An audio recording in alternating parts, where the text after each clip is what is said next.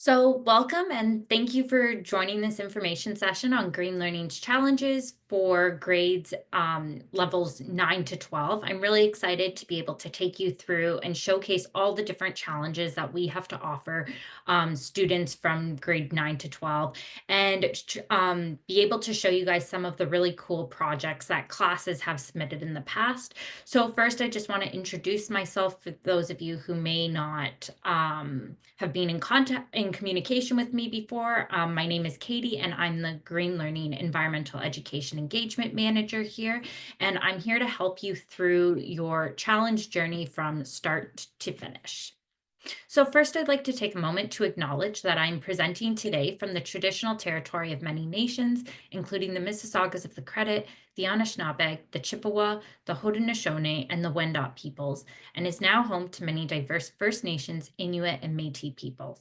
I'd also like to acknowledge that Toronto is covered by Treaty 13 with the Mississaugas of the Credit. So, if you're unfamiliar with green learning, I'll just provide you a little bit of background on what we can provide you and your students. So, green learning creates free online education programs that really focus on energy, climate change, and green economy.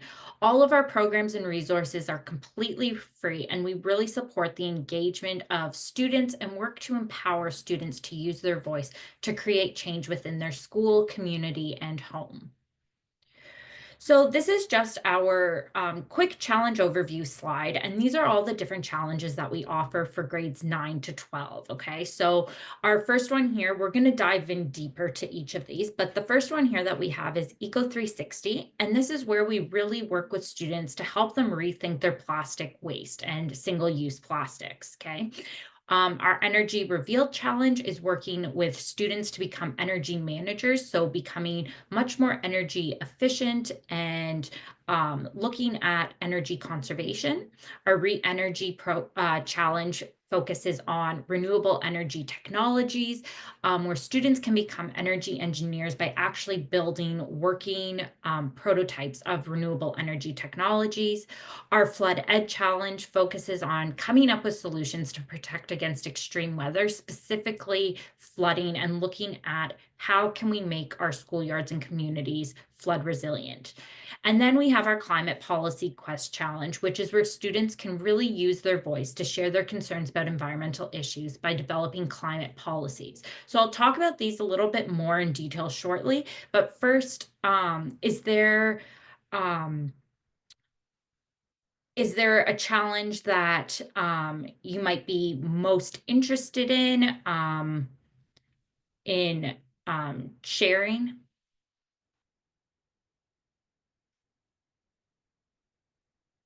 Otherwise, we can move on and we'll just address all of the different challenges so that you guys have a better idea.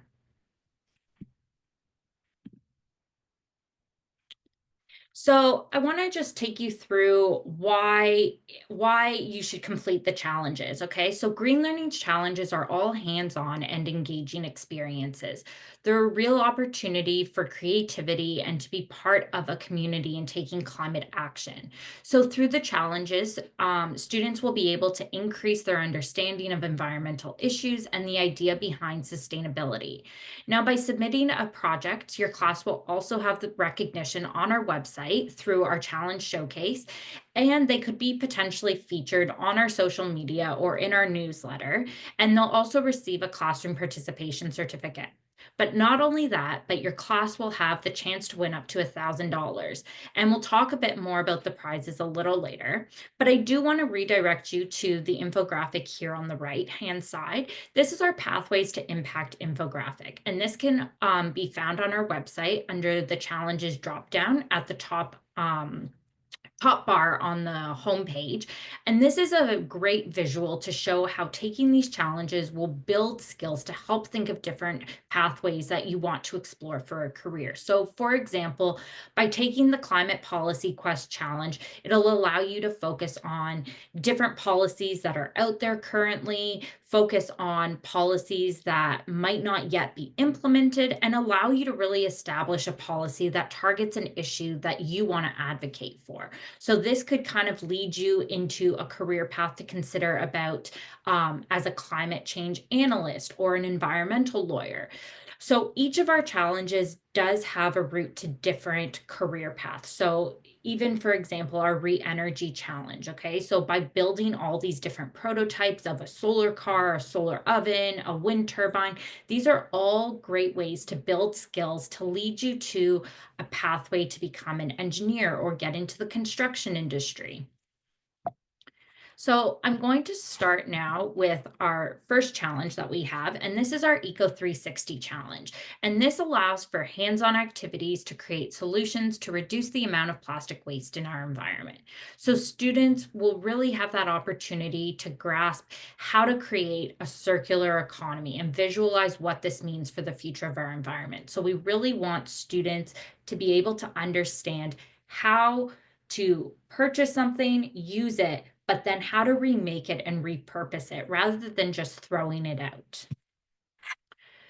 So the point behind our Eco 360 challenge has to do with our plastic remake activities. Okay, so making something using plastics and creating something purposeful. So we want you to come up with an innovation plan, and we want you to incorporate a circular economic model to eliminate plastic waste from our environment. We also want you to strive to determine the estimated plastic waste that's going to be prevented from entering the environment if the innovation plan is implemented. So I wanted to show you some of the previous Eco 360 challenge submissions here. So this top photo up here that we have, this is actually a nurdle catcher, and it was developed by students with the idea behind that it could collect plastic from the ocean, and then that plastic would be used to create Lego pieces. Next, we have this CNET here, which the idea behind this is to have two moving ships that will then collect plastic and waste from the ocean surface, and then all of that is sorted on the ship. And then another really neat invention that students came up with was a weighted blanket, but made from recycled plastic. So students understood that weighted blankets are a great way to help with better sleep and help to improve anxiety, right? So help in those different aspects. And so they decided to take it to the next level. And instead of just making a weighted blanket, why not make it from recycled plastic? I'm going to show you now a quick clip of students that have created a mural out of different colored bottled caps. Now, this video doesn't actually have sound, so so if you don't hear anything, that's totally fine.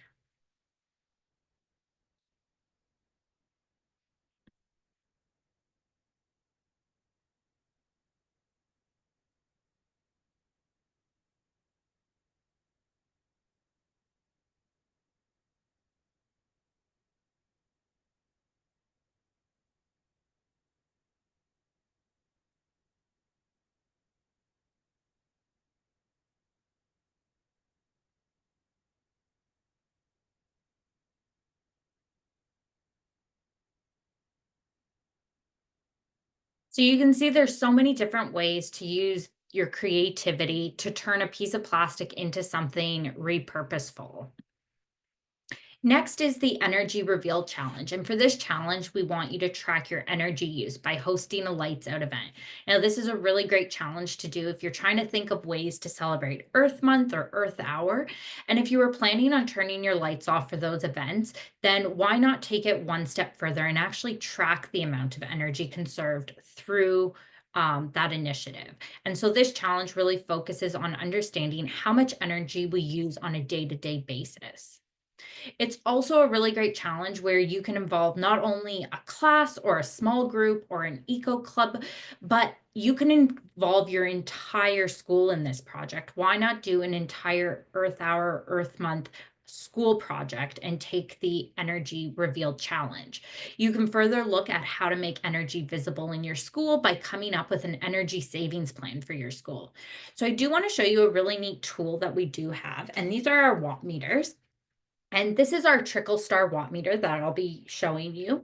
And so these watt meters, they measure the amount of energy a device or an electronic uses. So I'm going to plug that into my power bar here. And so it's plugged into my power bar. So you can see here that it's using, right now there's 0 watts, okay, because nothing's plugged in right now. But I'm going to take my lamp here and actually plug in my lamp and turn my lamp on, okay? And by doing that, you can see the amount of energy that my lamp uses is about 5.1 watts, okay? So with this tool, we do have a really neat tool on our website that you guys can use, and these are our electrical energy calculators. So on our webpage here, if you select the electrical energy calculators, you can choose your location wherever you're based. So since I'm based in Ontario, I'm going to scroll down and click on the Ontario calculator. On this page here, it provides you with a space to put in the number of watts and the minutes per day that you use your device. So for the watts, it was at 5.1. And the amount, I'm going to say the amount of time that I use my lamp a day, I'll just put in 60 minutes. So then I can calculate the yearly energy usage, and it's going to spit out 3 different numbers for me. It's going to show me how much electricity that is produced per year, the amount of greenhouse gases that are emitted, and my cost at both peak hours and non-peak hours. So it's a really great tool to use, and you don't necessarily need to have these energy watt meters to use this tool. This is a great way to get students researching about different devices or electronics and looking up how much energy these devices actually use, and then being able to plug them into this calculator. So next up here, I just wanted to show you some of our past Energy Revealed Challenge submissions. And you can see here, this group of students, they actually created an Earth Hour team. And so they turned off their lights and they tracked their energy savings. But that's just one way to take to this challenge. Another way is this class here, they put together this letter, and this was to encourage a local golf course to update their lighting fixtures to be all LED light bulbs instead of incandescent. So they included in their letter a comparison of the light bulbs and the amount of energy used and cost. Next up is our Re-Energy Challenge, and this STEAM-based challenge provides the opportunity to build working models of different renewable energy technologies. So this could include anywhere from solar ovens to wind turbines, a solar car, an electric vehicle model. There's so many different models out there that you can create. Now, our Re-Energy Challenge package does come with instructions on how to build each of these renewable energy technologies. But if you do find instructions elsewhere on the internet that you would prefer to follow, that's totally fine as well. These instructions that we do provide you is just a starting point and a guiding point for you.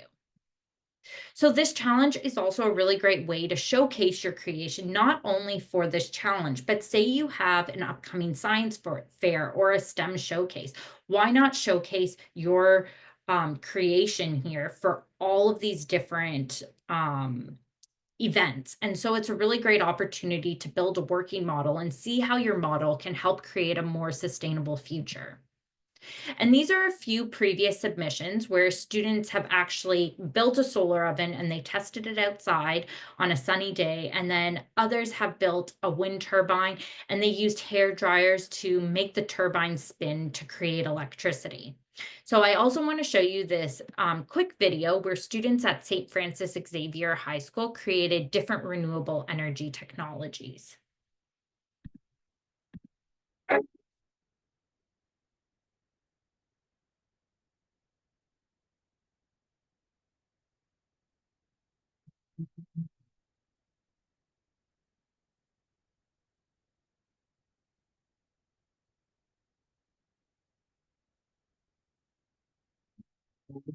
You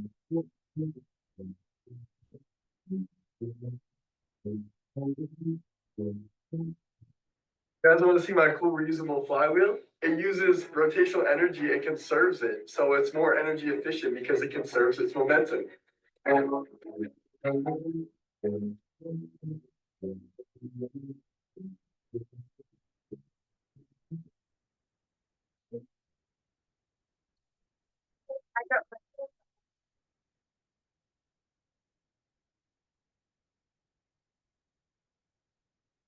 Then it powers the electricity. Yeah. Oh,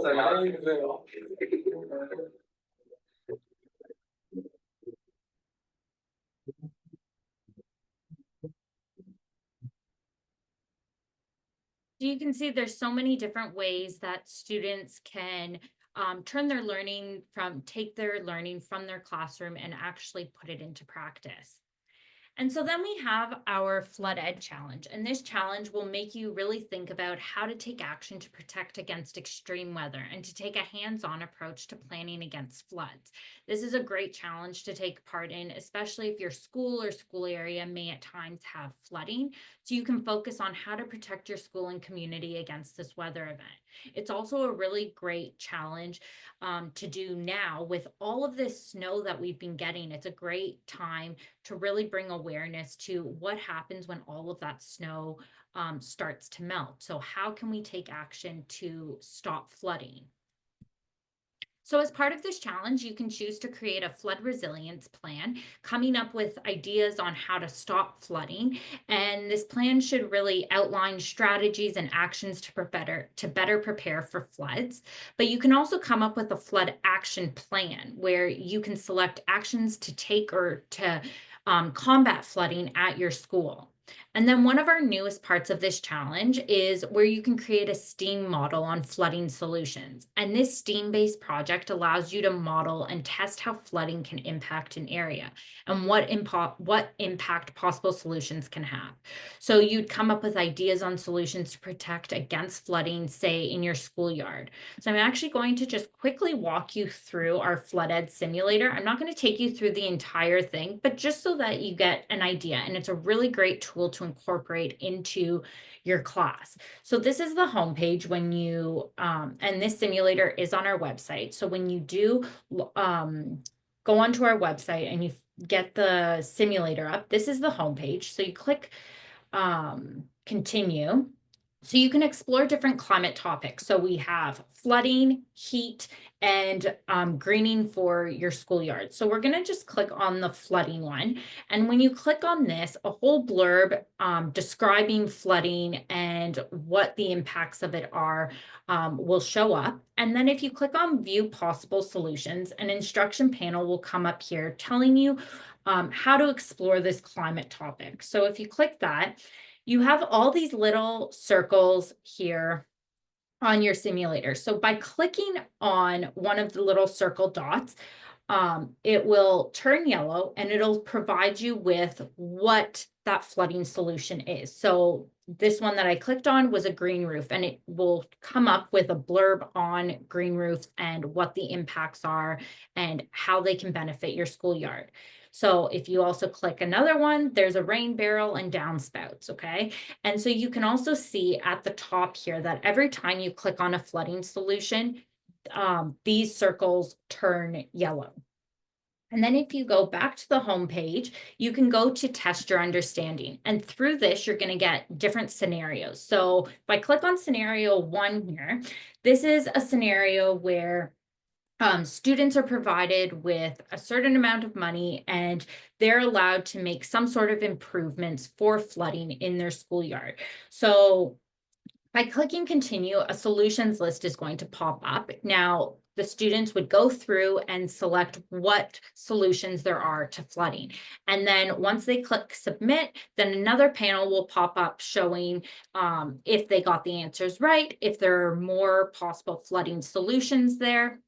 So it's a really great tool to get students excited and thinking about creating their STEAM model for the Flood Ed Challenge.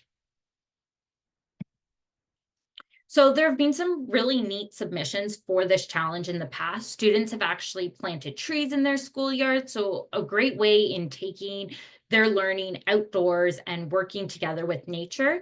Another really cool submission that we had was a group of students that created a French drain system where rocks were used to help stop flooding and redirect that water.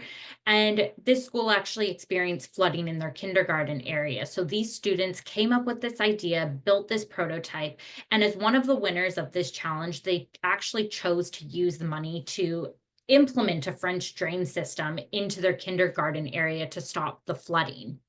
So it's a really great way for students to see their positive impact on the environment. And then our final challenge that's open to our grade 9 to 12 learners is our Climate Policy Quest Challenge. And this challenge is a way to really empower student voices when it comes to thinking about what you care about. We want students to come up with their very own climate policy and think about what's important to them and what message do they want to get across. So through this challenge, students will have the opportunity to create a briefing note. So they'll be able to consider ideas for a climate policy that are important to them, important for your school, for a community. It could even be something as important that is province-wide or national or even global. And a briefing note is used in making different policy decisions in businesses and at different levels of the government. So this is a really unique opportunity for students to come up with their own climate policy on what's most important to them. And the briefing note will include a purpose of the overall issue that they're concerned about. So it could be that they're concerned about noise pollution and the impacts that it has on whales and other marine life. And then from there, background information is gathered through research about a specific issue, and then they go on to identify policy options. And in identifying policy options, you have to look at what will be done, what parties are involved. So going back to that noise pollution example, would government bodies need to be involved? Would marine biologists? Who else needs to have their voice heard? And finally, what are the expected impacts of each option?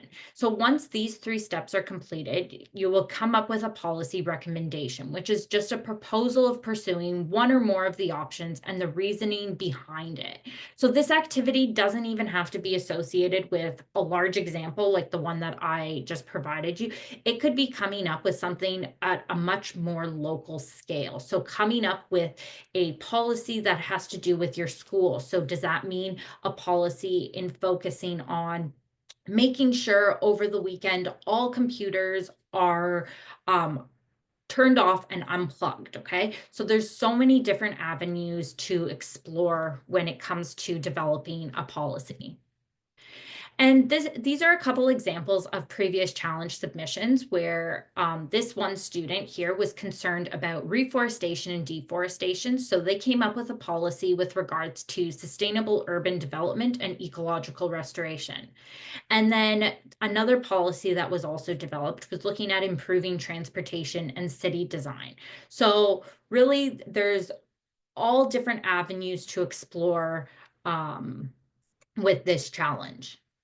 So now that we've gone through all the different challenges, I'm going to take you through what you need to submit. So in submitting your challenge project, you must submit your challenge package, okay? And these are found on the site, and these come with an entry form, a sharing your learning form, and a reflection question. So all of these need to be filled out and submitted.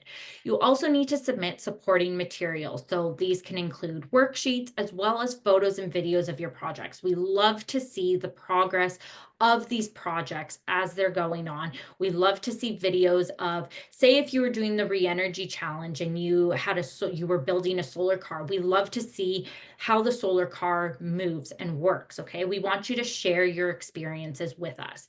And finally, you need to submit a media release form for anybody who will be in the photos or videos.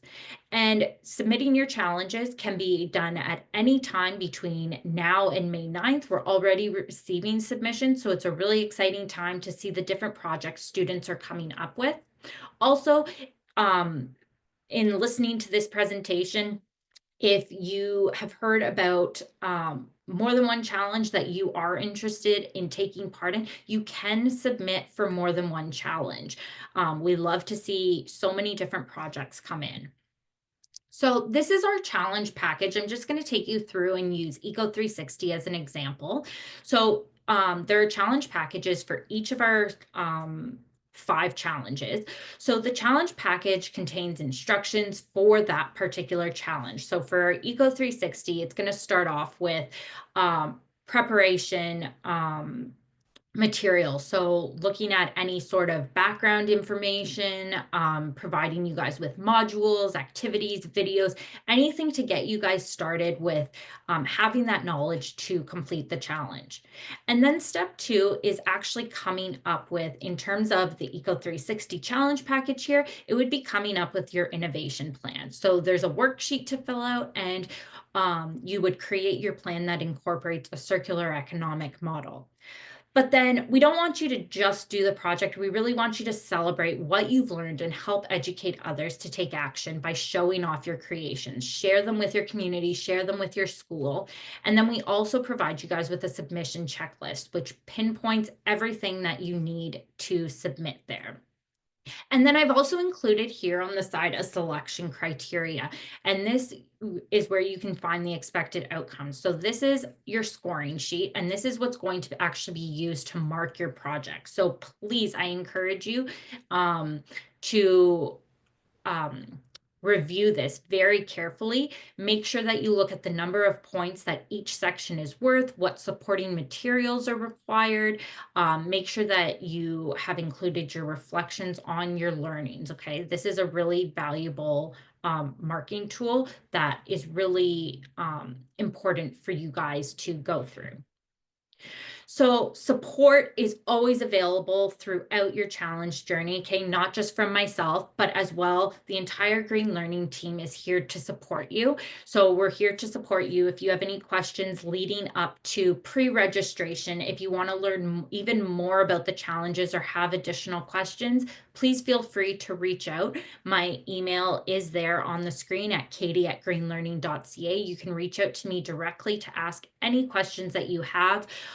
I'm also here to support you through the registration process, as well as during the time that you are working on your projects. If you have any questions or clarifications that you need, please feel free to let me know. If you want to share your progress with me, I would love to also see your progress.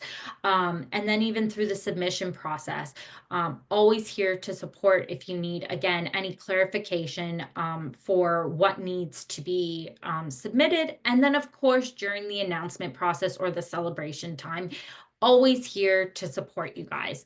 I do want to just quickly mention on our site too, we do have our frequently asked questions. And so this page here contains all the questions that we have gotten in the past. So I do encourage you to go through them. And if there are questions here that you have that are not actually on this page, please, again, feel free to reach out to me. And then also I want to touch on these challenge rules and regulations. So this is the rules and regulations page on our site, and you can see each of our challenges has a rules and regulations page. So if I click on Climate Policy Quest, rules and regulations, you can see that this page pops up. So this is also a really important document to review. And again, if you have any questions about the rules and regulations, please don't hesitate to reach out to me. Also, if you would like to sign up for or subscribe to our challenge newsletter, this is also a really great piece that gets sent out bi-weekly, and it provides you with any information you need on anything and everything about challenges. So again, you can reach out to me at katie@greenlearning.ca if you would like to subscribe to the challenge newsletter. And then what happens next? So you've submitted your project. I'm so excited. And now it's up to the judges. So our judges is a team of industry experts that we have actually hand selected for each challenge. And then we have our celebration announcement, and the winner, this is where the winner will be announced on June 5th. So we really encourage you guys to be a part of this event. And all your hard work on these projects not only allows you to learn about the environment and to make steps towards climate action, but it allows you to have the chance to win a prize. So our prizes are for first place $1,000, second place $500, and third place $250. So these are prizes for each of our challenges. And our challenge submissions are open until May 9th. And again, if you would like to register for more than one challenge, you do have double your chance at earning a prize. So register for a challenge now. And just please connect with us. Visit our website. Teachers, please create a free account to join the Green Learning community and also sign up for our newsletter to stay up to date with the work that we're doing and the work within the education community. Also, educators, I do have a QR code there for you to register your class for one or more of our challenges. And I do really encourage you to follow us on social media. So I just wanted to say thank you so much. And if you do have any questions, please feel free to reach out to me at katie@greenlearning.ca. And please, if you could scan that QR code and fill out the feedback survey, any feedback on this session is greatly appreciated. And again, if you have any questions, just please let me know. Thanks.